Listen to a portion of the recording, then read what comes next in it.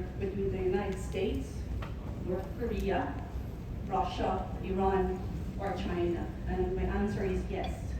Under the Caroline test, which was adopted by the military tribunals in the Nuremberg trial, and which is now part of the law of warfare, a territory of a neutral state, such as the EDCA sites in Northern Luzon, which is a location of stockpiles of weapons or weapon systems of a belligerent state, such as, for instance, the United States, can be a target, a legitimate military target of another belligerent state, such as China, North Korea, Russia, or Iran.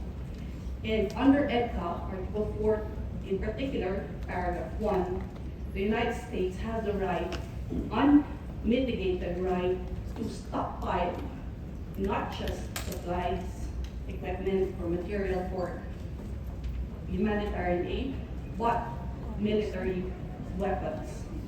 And the Philippines has no control over the type of weapons that will be stockpiled in EDCA sites. And this is because Article 4 only provides for notification and approval as to the quantity and schedule of delivery.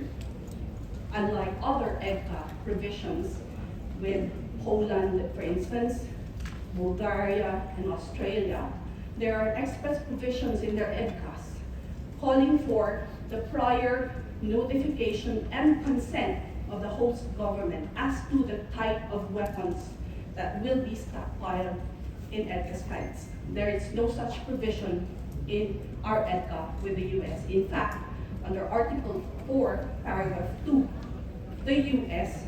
has the right to impose, has unimpeded rights over the EDCA sites where there are stockpiles of weapons, and they have use and ownership of those weapons.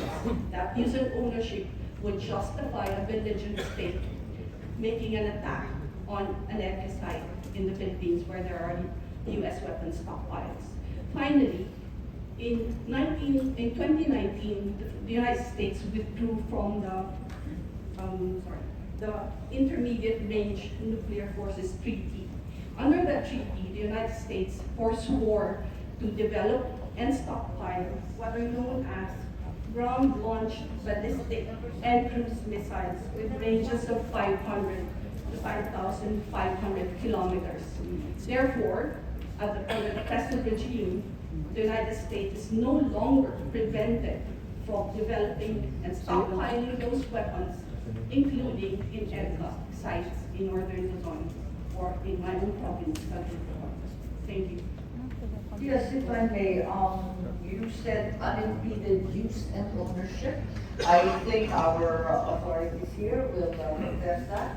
It's only operational control and not discussion of ownership. With all due respect, Dr. Loja, that we read in EDCA. Yes, Dr. Keith. Sorry, it is operational. It is not just operational. It's operational control, I think, is the language utilized. Yes, but it Not is ownership. with respect to the materials.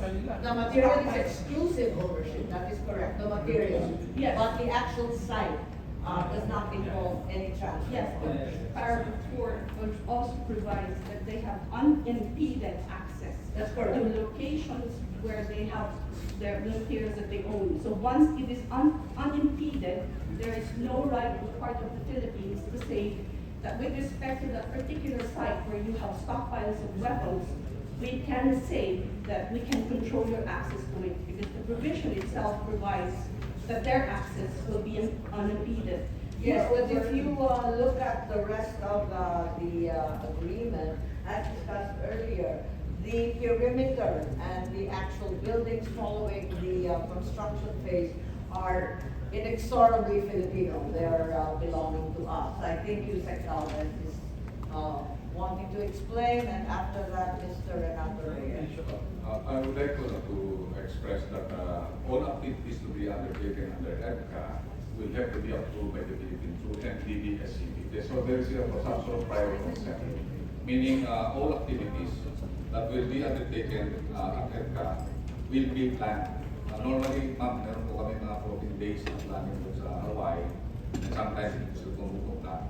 Doon po namin ginagawa lahat ng activities. Kaya po na-identify namin po yung mga 500 activities of training.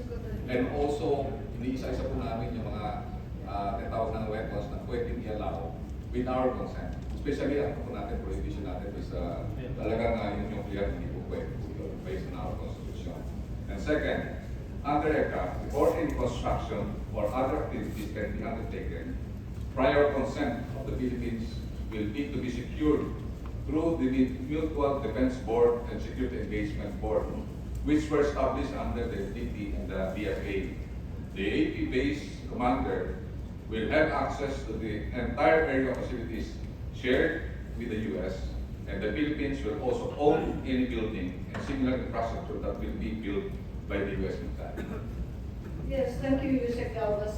Some aspects of this and the working details were discussed by Senator De La Rosa and myself during the executive briefing. So indeed, there are questions to have a listen about these provisions. Mr. Reyes, please. Magandang hapon po, Madam Chair.